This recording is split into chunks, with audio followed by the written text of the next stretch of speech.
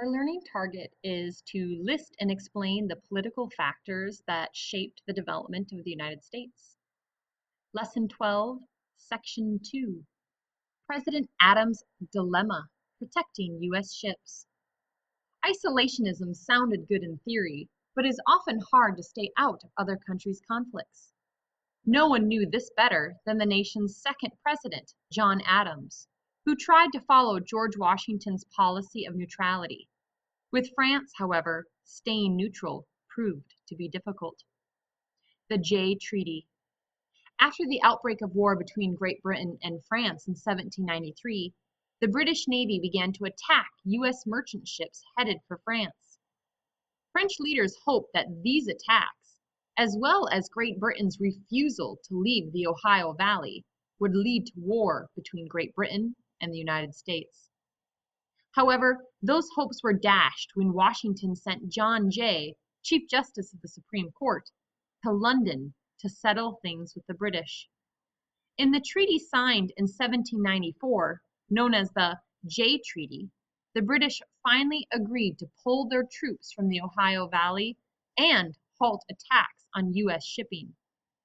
France, still at war with Great Britain, viewed the Jay Treaty not only as a violation of its own treaty with the United States, made back in 1778, but as an alliance between the United States and Great Britain.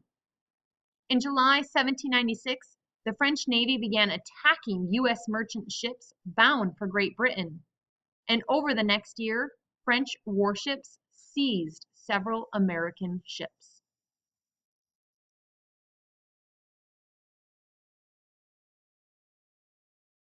The XYZ affair. President Adams sent 3 envoys, or representatives, to France to ask the French to end the attacks. French Foreign Minister Talleyrand refused to speak to the Americans. Instead, they were met by secret agents, later identified only as X, Y, and Z.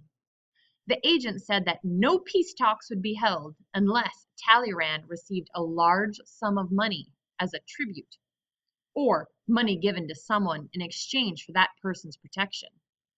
Shocked by the request, the American envoys refused. The XYZ affair, as it became known, outraged Americans when the story reached home. At President Adams' request, Congress voted to recruit an army and to build new ships for the nation's tiny navy. The slogan, "Millions for defense, but not 1 cent for tribute," was heard everywhere as Americans prepared for war. Meanwhile, Congress authorized U.S. warships and privately owned ships, called privateers, to launch a half-war on the seas. During this undeclared war, American ships captured more than 80 French vessels. As war fever mounted, President Adams, hardly a well-loved leader, found himself unexpectedly popular, and his Federalist Party gained support throughout the country.